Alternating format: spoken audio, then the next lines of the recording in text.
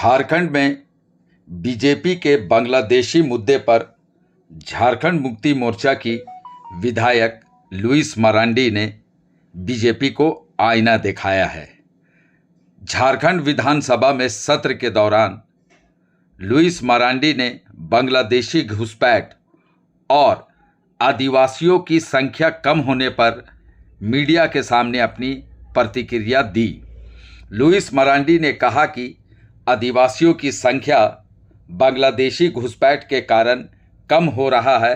सिर्फ ऐसा नहीं है, आदिवासी समुदाय के लोग दूसरे राज्यों में भी रोजगार के सृजन की तलाश में दूसरे राज्यों में भी जाते हैं और वहां लंबे समय तक रह जाते हैं।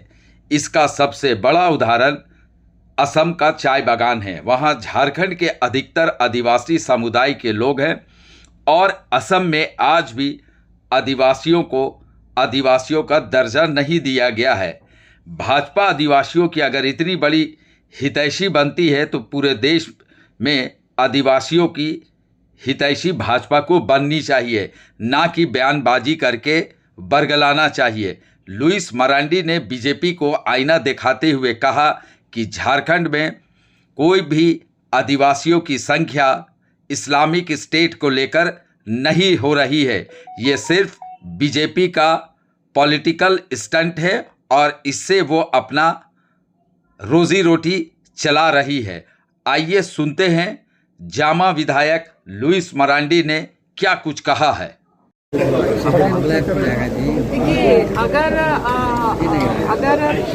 हम पूरा देखना पड़ेगा। अगर आबादी कम हुआ है तो आप इसको ऐसे सीधा आप कैसे बोल सकते हैं कि इस्लामिक स्टेट आप बनने जा रहा है या फिर बांग्लादेशी घुसपैठ का मामला है, ये आप कैसे मान सकते हैं? तो अगर हम गंभीरता से उस पर नहीं जाते हैं तो हम ऐसा भी तो देख सकते हैं उस चीज़ों को कि आखिर एसटी का संख्या बायदी हुए आप लोग बोल रहे हैं उनका स्टेटमेंट के आधार से नहीं आंकड़े अगर वो बता रहे हैं तो क्या ये वही मामला है कि वो बांग्लादेशी घुसपैठ से ही हमारा संख्या कम हो रहा है? क्या ऐसा नहीं हो सकता है कि हमारे आदिवासी लोग रोजगार को लेकर पलायन कर रहे हैं या कुछ हो रहा है? तो ऐसा क्यों नहीं सोच सकते? क्योंकि हम लोग आदिवासी लोग कोई उद्योगपति लोग है नहीं। वो रोजगार करने के लिए देश के कई कोना में जाते हैं और जाते हैं तो जाके रह जाते हैं, चाहे लंबे लंबे समय तक। और उसका एक उदाहरण आपका असम का चाय बागान देख लीजिए। असम का चाय बागान में झारखंड से ही लोग गए हैं, चाहे वो संथाली हो, चाहे वो मुंडारी हो, चाहे कुरुक समाज से, लेकिन है कि ट्राइबल समाज के लोग वहाँ पर पहुँचे हैं और आज वहीं का वहीं रह गए हैं। तो वो संख्या तो हमारे यहाँ से चला गया, लेकिन उनके साथ हो क्या रहा है?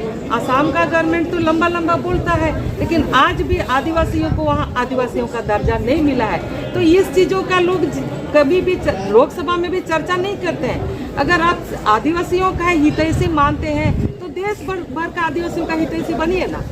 मैडम, पलायन को रोकने के लिए आपको लगता है सरकार ने बजट में कुछ लाया है? तो ये लुइस मरांडी है, जैसे हम देख रहे हैं आज तो बजट पर